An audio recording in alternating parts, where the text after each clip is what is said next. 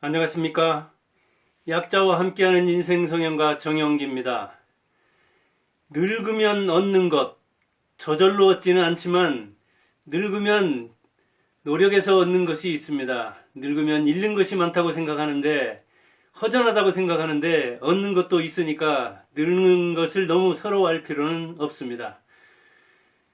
물론 늙으면서 자기가 나이 먹듯이 저절로 생기는 것이면 좋으련만 노력해야 얻습니다. 세상에 공짜는 없습니다. 나이 먹는 걸 확인하는 방법은 여러 가지인데, 이번 선거를 보니까 참 나이가 나도 꽤 많구나. 제가 58년 개띠입니다. 대선, 지선을 보면서 대통령, 그리고 제가 전주 사는데 전라북도 지사, 그리고 전주시장, 제가 사는 이 지역에 있는 도의원이네 또는 시의원, 저보다 나이 적은 사람들이 훨씬 많더라고요. 고향은 전라북도 진안 마이산 있는 곳인데 거기 군수도 그렇더라고요. 그러니까 대통령, 도지사, 시장, 그리고 고향의 군수까지도 전부 다 나이가 저보다 적더라고요. 야, 나이를 나도 꽤 먹었구나 하는 생각이 들더라고요. 58년 개띠 하면 이번에 총리에서 물러난 김부겸, 추미애, 여성들의 로망이었죠. 한때 한비야, 그리고 요즘은 증권 얘기, 주식 투자 얘기 많이 하는 김영익, 또 역시 투자가의 큰손 박영옥, 주식농부라고 하죠. 그런저런 사람들이 58년 개띠더라고요. 야, 이 사람들은 이렇게 전기에서 또는 프리랜서로서 주식 투자에서 이렇게 저렇게 성공했는데 나는 뭐 했는가 하는 생각이 들면서, 58년이 왜 이렇게 개띠로 불리지 하는 생각도 들더라고요. 그때 많이 태어나서 그런다는 둥, 개가 친근해서 그런다는 둥, 또는 4.19에서부터 시작해서 5.16, 11.6, 12.12 세대 겪는 것을, 굴곡을 많이 겪었기 때문에 그렇다는 그런 이야기도 있는데, 아무튼 58년 개띠는 많은 띠 중에서도, 또 많은 연생 중에서도 이렇게 고유명사처럼 불리더라고요. 우리가 나이를 먹으면서 나이값이 추락하기 때문에 사실은 나이 먹는 걸 싫어합니다. 그래서 얼굴도 동안을 좋아하잖아요. 근데 저도 제 얼굴을 확인할 때 언제입니까? 신문에서, TV나 유튜브에서 58년 개띠라고 하는데 저 정도구나, 나는 저 정도 아닌 것 같은데 하면서 날마다 보는 내 얼굴은 늙는 줄 모르지만 딱 나타난 제 또래 그 얼굴을 보면서 그래, 저렇게 60대 중반이면 늙는 거구나, 나도 착각이겠지, 그런 생각을 하게 됩니다. 나이값이 계속해서 금값에서 떨어지기 때문에 중년만 돼도 위기다, 내가 40대인데 50대인데 뭘 했는고, 그러면서 뒤를 돌아보는 노인 같은 삶을 사는 젊은이들도 꽤 있습니다. 그러다 보니까 요즘 20대 30대들마저도 극단적 선택을 한다고 하잖아요. 내 인생은 볼 것이 없다. 20대 30대는 그럴 나이가 아니잖아요. 체험해보고 거기서 지식과 경험과 이걸 모아서 미래를 내다보고 통찰력, 그리고 슬기로운 지혜력을 발휘해야 할 때인데 오히려 20, 30대에 꺾이는 수도 있다고 하잖아요. 그만큼 나이값이 추락하다 보니까 중년의 위기가 아니라 오히려 청년에도 위기를 느끼는 수가 있다고 합니다. 그래서 어떻게든지 안 늙으려고 하죠. 그리고 동안이다, 아이고 젊어 보이네요, 할머니가 뭐예요, 중년 아줌마 같은데요, 아니 40대 같은데요, 이러면 좋아하죠. 그냥 수인사로 하는 말인데도 그런 소리를 듣고도 좋아할 정도로 나이값이 떨어졌습니다. 우리 어릴 때만 해도 환갑이다 그러면 그냥 동네 어른으로서 세배도 받고 그냥 여기저기서 모셨는데, 집안에서도 이웃에서도. 요즘은 노인들이 그렇게 나이값을 하지 못하는 측면도 있지만 농경사회에서 정보화사회가 되면서 노인들이 거기에 적응을 잘 못하니까 고난을 겪고 있죠. 세상이 젊은이 중심으로 돌아간다는 얘기입니다. 그러다 보니까 노년의 노하우는 누가 듣지를 않으려고 하는 거예요. 저만 해도 30대 두 아들. 큰아들은 이제 직장 생활 해서 돈을 벌기 때문에 뭐 가상화폐 투자라든가 주식이라든가 이런 것 저런 거 하면은 어쩌다 이렇게 얘기를 해주는데 서학개미로서 미국 주식도 사고 그러는가 보더라고요. 그래서 저는 이제 신문을 7개 보면서 인생 성형가로서 다양한 이런 뉴스를 접하기 때문에 그런 조언을 해주는데 제 말 들었으면 좀 덜 손해봤을 텐데, 그런데 뭐 아들도 딴몸이잖아요. 자기가 벌어서 자기가 투자한다는데 그래 수업료 지불하면서 배우는 거지 하면서 이제 그 뒤로는 얘기를 하는데, 아마 그 팔았으면 하는 시점에, 그리고 그 뒤에 한 사람이 확인해 보니까 아마 안 팔았는 가 본데 그래요. 자기가 자기 주관을 가지고 선택하고 그리고 책임지는 거죠. 그렇게 생각하면서 지금은 참고 또 꾹 참고 있습니다. 자, 사실은 이렇게 세대로 묶어가지고 노인이네, 뭐 젊은이네 이렇게 구분하는 것보다는 지금은 나는 개별적인 인간, 개인이 매우 중요해졌죠. 그러다 보니까 노인이라고 저 사람은 한물 갔어 그럴 게 아니라, 노력하는, 공부하는 노인은 저력을 발휘하는 수가 있습니다. 저 개인적으로 이렇게 보면은 지식을 이렇게 지혜로 활용할 만한 그런 어떤 측면이 생깁니다. 금방 가상화폐 얘기했지만 가상화폐에 투자한 사람들이 누굽니까? 50대까지가 거의 95%입니다. 60대 넘어서는 그 사람들이 몰라서 투자 안 했다 그럴 수도 있죠. 기계 미숙하고 또 도박을 안 하는 어떤 절제력 그런 측면도 있지만, 그동안 버블을 많이 본 겁니다. 한때 붕 떴다가 가라앉는 것을, 그런 거품을 많이 봤다고요. 무엇을? 닷컴. 김대중 정권 그 이후에 세계적으로 얼마나 닷컴만 붙으면 뭐 주식도 그냥 뭐 5배, 10배 푹푹 올랐었잖아요. 그 다음에는 또 뭐예요? 뭐 펀드, 무슨 펀드, 바이코리아 해가지고 뭐 요즘에도 그 사모펀드다 뭐다 해가지고 얼마나 사기 또 많았습니까?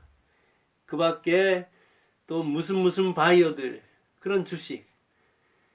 또 다단계, 그 뭐 외국계 다단계 나오고, 그거 뭐 한때 제 그 고향 시골 마을에도 그냥 그게 거창했습니다. 그거 그냥 안 하면 그 노인들도 뭘 알겠습니까?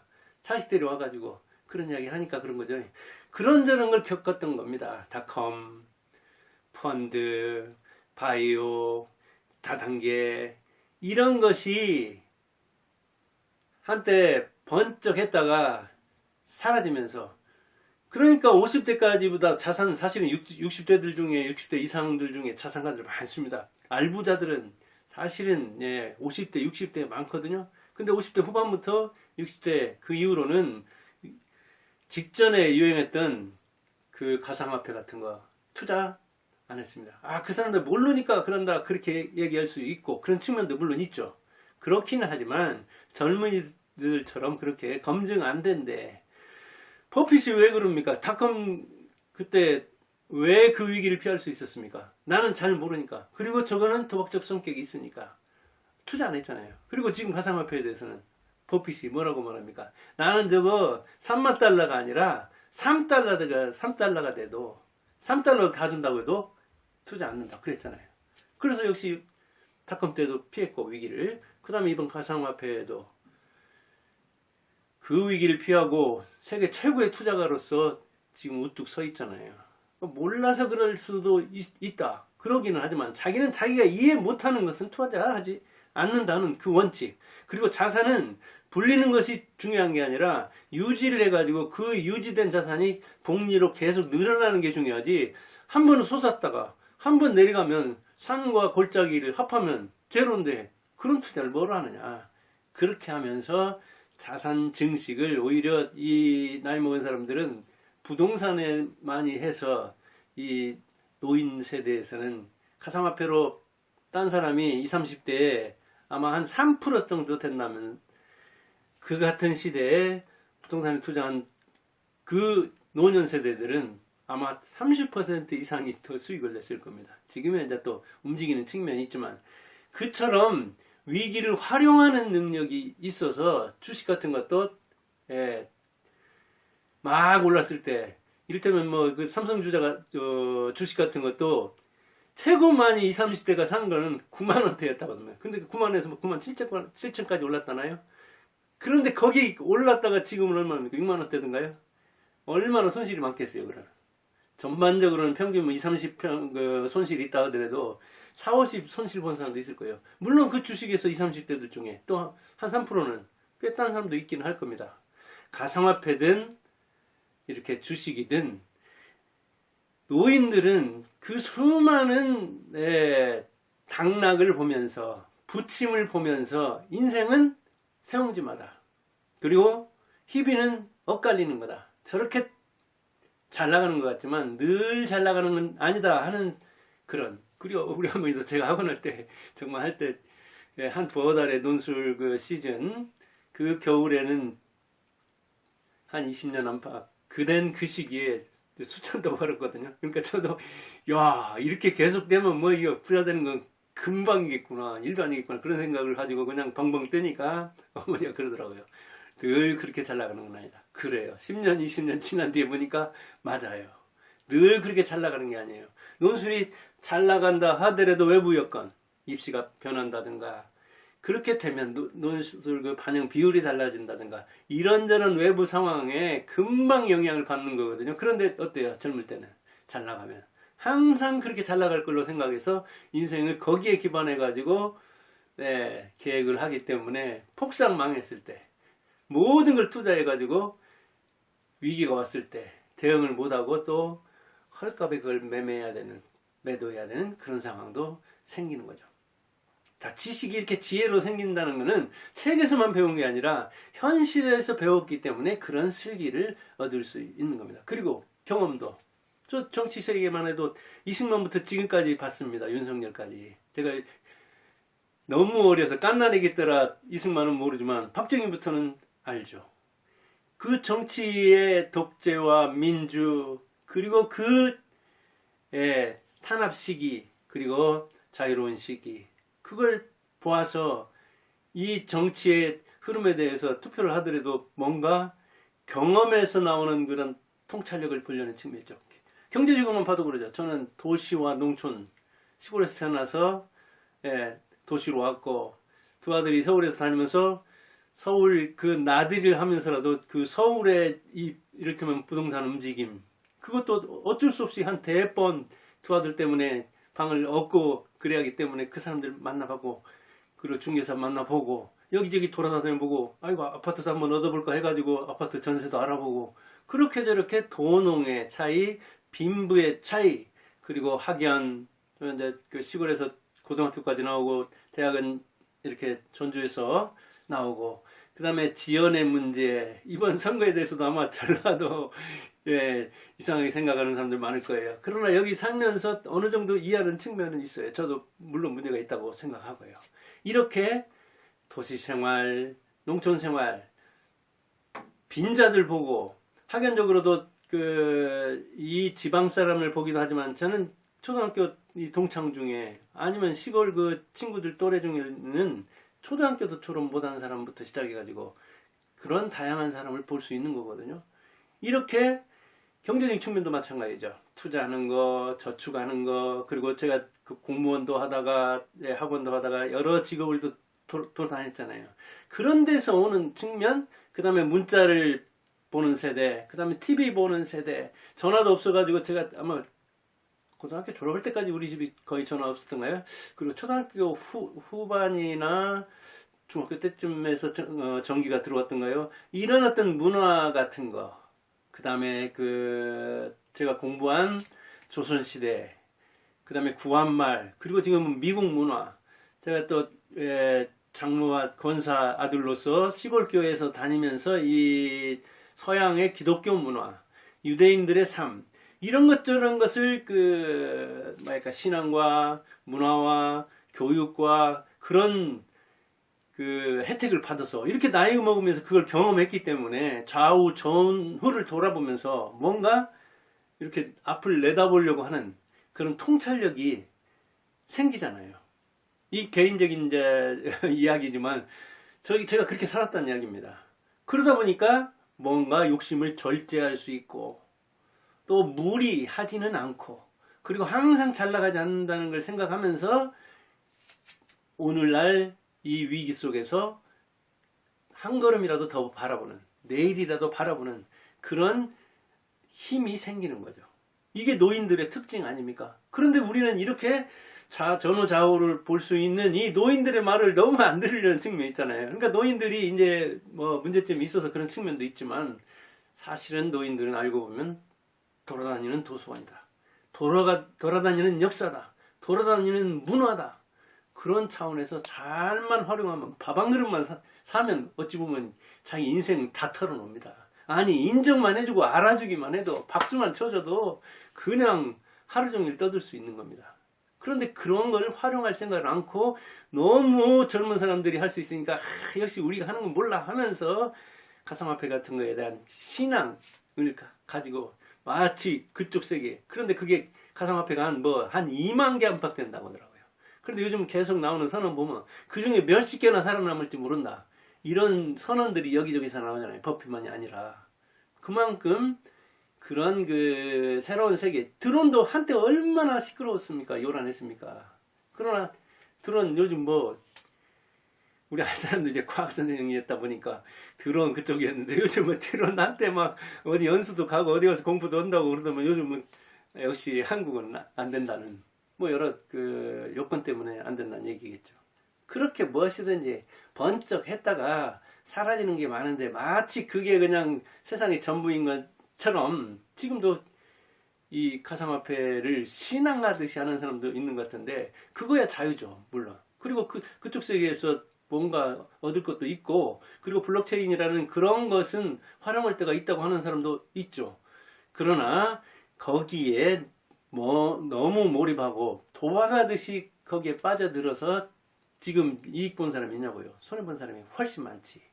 그런 차원에서 노인들의 말을 들었으면 아마 적어도 자산을 잃지 않았을 경우가 많을 겁니다. 네, 모르겠어요. 내 아들, 큰아들도 지금 가상화폐 같은 거 했는지 어쩐지 모르는데, 하여간 아들이 멀어서 아들이 투자해가지고 책임지는 거니까 저는 그런 것도 되도록이면 관여는 안 하려고 하는데, 말하는 것도 한번 하고, 저도 제 아버지 어머니 말을 안 듣고 그렇게 투자했다가 손해도 보고 그런 측면이 있기 때문에, 우리 아버지가 내버려 뒀듯이 저도 자식들은 되도록이면 그런 쪽도 수업료 주고 배우게 하려고 합니다. 이렇게 지식이 지혜로 가고 경험이 통찰로 가는 측면이 있는데, 사고도 좀 비교적 노인들은 종합적으로 하는 측면이 있죠. 왜? 독서 세대니까. 저도 독서가 익숙합니다. 그래서 이렇게 유튜브를 찍고 유튜브를 많이 보기도 하고, 요즘 투자하는 시간은 이렇게 영상에 투자하는 시간이 독서에 투자하는 시간 못지않게 많은데도, 그러나 독서와 이렇게 영상을, 문자와 영상을 결합해서 이해하려고 하는, 비판적으로 이 영상 같은 것도 수용하려는, 주식이다 이게 투자에 대해서 부동산이다 하는 것도 보면 정말 문제가 많더라고요. 그런데 미국 같은 데서는 투자가들이 어떤다 하는 그 예측을 평가해 가지고 순위를 매기고 그런다고 하더라고요. 근데 우리나라는 좀 그런 거 없는 것 같아요. 그렇다면 보는 사람이 그 통찰을 가지고 그 사람 판단해야 돼요. 그리고 그 사람의 예측이 몇 번 틀리면 딱 손절을 해야 됩니다. 주식에서만 손절하는 게 아니라 유튜브에서 손절을 해야 됩니다. 그래야 자기 인생을 살찌울 수가 있죠. 그런 차원에서 독서력과 영상력이 같이 필요하다고요. 그리고 이 시골에서 태어난 사람들은 굉장히 어떤 정서적인 측면이 있잖아요. 투자 얘기하는 사람 중에서는 박영옥이 그렇더라고요. 제가 여기서 개인적인 얘기를 하는데, 저는 대개는 실명을 그대로 얘기하려고 하는 사람입니다. 그도 보면 굉장히 수백억, 수천억을 굴린다는 것 같은데, 굉장히 제 고향 진안 바로 옆에더라고요. 장수 출신인데, 역시 거기에서 어릴 때 자라서 중학교까지 거기서 졸업했기 때문에 굉장히 정서적으로 좀 안정미가 있달까요? 다정다감하달까요? 그런 측면이 있더라고요.